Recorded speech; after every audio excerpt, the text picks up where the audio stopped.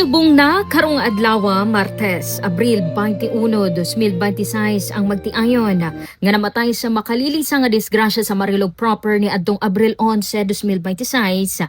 Usa ka hitabo nga nagbilin og lawom nga kasakit dili lamang sa ilang pamilya kundi sa tibuok komunidad.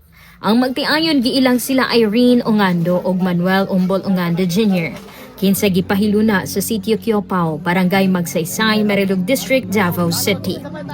Sa pagsugod pa lamang sa serbisyo sulod sa Balay Alampuanan, nabati na dayon ang kasubo.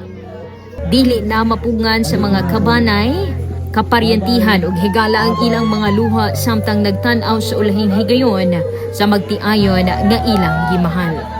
Mas hilabihan pa ang kasakit sa talan-awon sa ilang upat ka mga anak nga menor de edad, mga inosenteng kasing-kasing nga wala pa makasabot sa tibuok kahulugan sa pagkawala.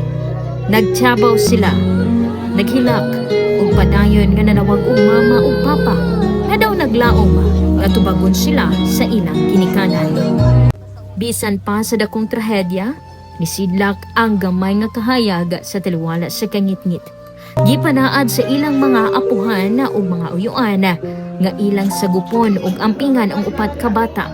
Usa ka saad nga dili sila pasandan, dili mabulag ug hatagan ug kahigayunan nga makapadayon sa pag-eskwela ug matuman ang ilang mga damgo. Sa likod sa kasubo, magpabilin ang panaghiusa sa pamilya. Usa ka pahinumdom nga bisan sa pinakalisod nga higayon, ang gugma ug suporta magpadayon sa pagbarog alang sa mga nahibilin.